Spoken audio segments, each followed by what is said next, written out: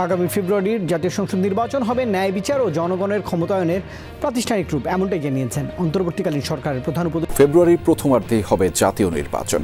যদি সংস্কার বাস্তবায়নের ফয়সালা করা যায় তবে তা হবে মহোৎসবের ভোট। দেশের রাজনীতির অন্যতম বিষয় আগামী ত্রয়োদশ জাতীয় নির্বাচন। আপডেট বাংলা সংবাদে জানাচ্ছি আজকের আলোচিত বিষয়গুলো। চলুন শুরু করি আজকের প্রধান শিরোনাম দিয়ে।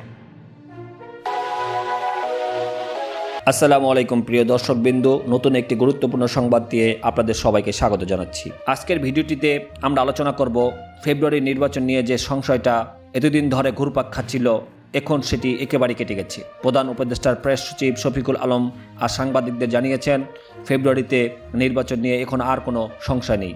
জামাতের প্রস্তাব, নভেম্বর মাসে ঘনভোট, আসুক পিআর পদ্ধতির নির্বাচন। দেশ জুড়ে চলমান রাজনৈতিক উত্তেজনা নিয়েই আজকের বিস্তারিত আলোচনা। পুরো ভিডিওটি মনোযোগ দিয়ে দেখবেন, কারণ প্রতিটি তথ্যই অত্যন্ত গুরুত্বপূর্ণ। ভিডিওটি ভালো লাগলে একটি লাইক দিন, বন্ধুদের সঙ্গে শেয়ার করুন, আর চ্যানেলটি সাবস্ক্রাইব করে পাশে থাকা বেল আইকনটি অন করে রাখুন, যাতে নতুন খবরের নোটিফিকেশন সবার আগে পান।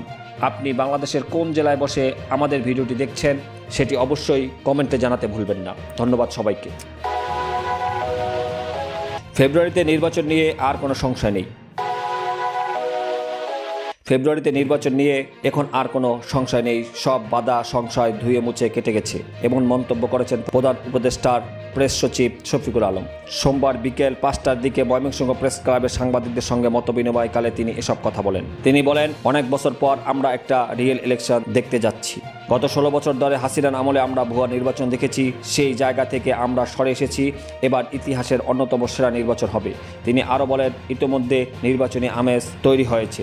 জামালপুর ও হালুয়াঘাটে ঘুরে দেখেছি, নেতাদের পোস্টার ব্যানারে নির্বাচনী রং ছড়িয়ে পড়েছে। দলগুলো 2-3 সপ্তাহের মধ্যে প্রার্থীদের নাম ঘোষণা করলে পরিবেশ আরও প্রাণবন্ত হয়ে উঠবে। জুলাই সনদ নিয়ে সব রাজনৈতিক দল একমত হয়েছে জানিয়ে শফিকুল আলম বলেন, আলোকচিত্রী শহীদুল আলম বর্তমানে ইসরায়েল থেকে তুরস্কগামী এক বিমানে আছেন। আমরা সার্বক্ষণিক তার খোঁজখবর রাখছি। ইস্তাম্বুলে পৌঁছালে তার সঙ্গে কথা বলে জানা যাবে তিনি কবে দেশে ফিরবেন। সবাই ময়মনসিংহের বিভিন্ন প্রিন্ট ও ইলেকট্রনিক মিডিয়ার সাংবাদিকেরা উপস্থিত ছিলেন। পিআর পদ্ধতিতে নির্বাচনের প্রস্তুতি রেখে নভেম্বরে ঘনভোট চাই। নির্বাচন কমিশনের ইসির কাছে আগামী নভেম্বর মাসে ঘনভোট আয়োজনের দাবি জানিয়েছেন বাংলাদেশ জামাতে ইসলামী। পাশাপাশি সংখ্যানুপাতিক পিআর পদ্ধতিতে জাতীয় সংসদ নির্বাচন আয়োজনের প্রস্তুতি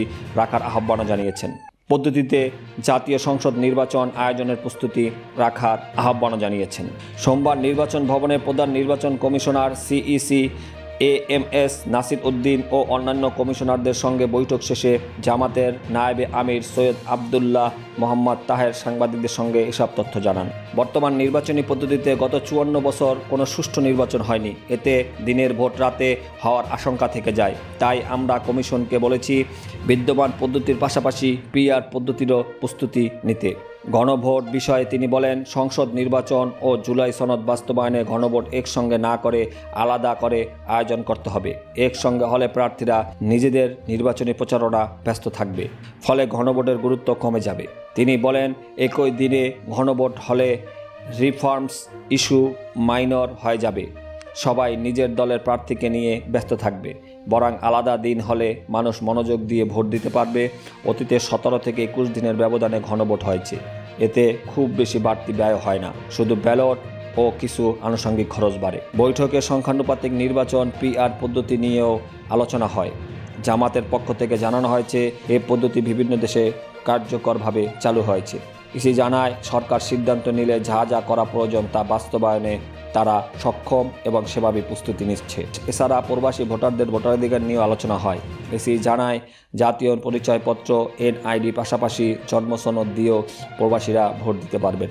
অন্যান্য দাবির মধ্যে জামাত জাল ভোট রোধে NIDর ভিত্তিতে ভোট নেওয়ার কথা বলেছেন এবং ইসি ছবি সহ ভোটার তালিকার কথা জানিয়েছেন। পাশাপাশি নির্বাচনে কর্মকর্তা নিয়োগে নিরপেক্ষতা বজায় রাখা এবং রিটার্নিং কর্মকর্তার নিয়োগ লটারির মাধ্যমে করার জন্য জামাত আহ্বান জানিয়েছেন।